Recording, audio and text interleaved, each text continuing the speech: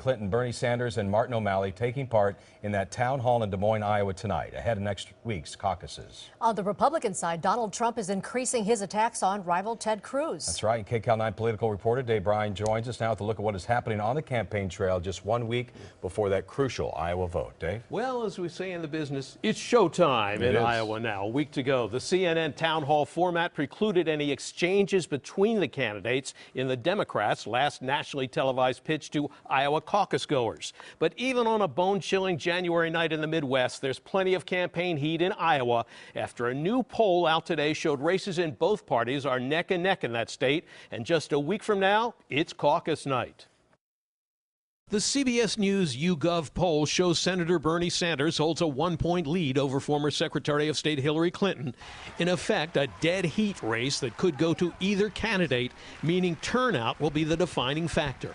At the CNN town hall meeting in Des Moines, the first question posed to Sanders raised an issue about his definition of himself as a democratic socialist. Senator, some of your detractors have called you a socialist on occasions, and you don't seem too troubled by that and sometimes embrace it. The ideas that I am talking about are not radical ideas. So what democratic socialism means to me in its essence is that we cannot continue to have a government dominated by the billionaire class and a Congress that continues to work for the interest of the people on top while ignoring working families. But the hardest-hitting question of the night came from a Sanders supporter who didn't mince words in asking Hillary Clinton why his supporters are much more enthusiastic than hers. I just don't see the same enthusiasm from younger people for you. In fact, I've heard from quite a few people my age that they think you're dishonest, but I'd like to hear from you on why you feel the enthusiasm isn't there. Well, I think it really depends upon who you're seeing and talking to. You know, today in Oskaloosa, I spent time with about 10 high school students who are enthusiastically working for me. Look, I've been around a long time. People have thrown all kinds of things at me. And, you know, I can't keep up with it. I just keep going forward. They fall by the wayside. They come up with these outlandish things. They make these charges.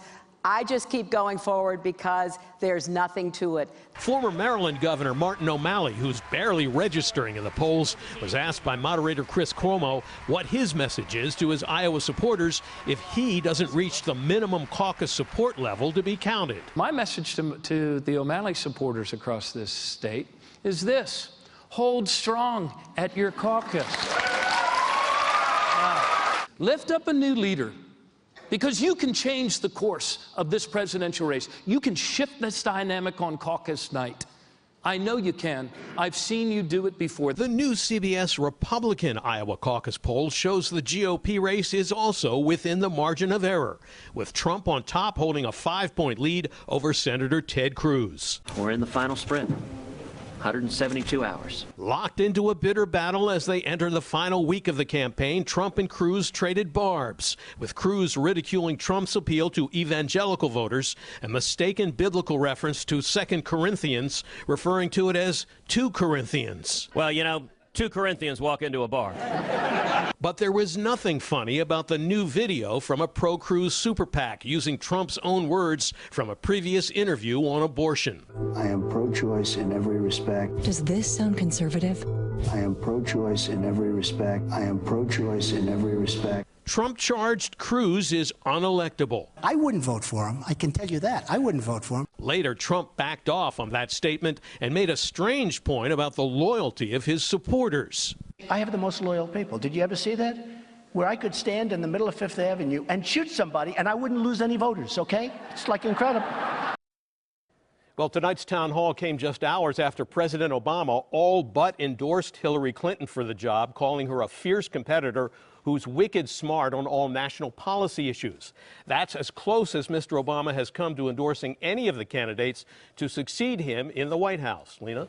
Yeah, so with the polls in Iowa showing that it's a dead heat among the Republicans, what do you think is going to be the determining factor on who's going to win it? Well, you know, they always say it'll be turnout, but this time they really mean it. Yeah. Because, you know, turning out for this caucus, remember, it's like a little mini neighborhood convention, a caucus. It takes a lot more commitment than casting a ballot in a primary. On the one hand, Bernie Sanders supporters do seem to be more excited and engaged than Hillary Clinton supporters in Iowa.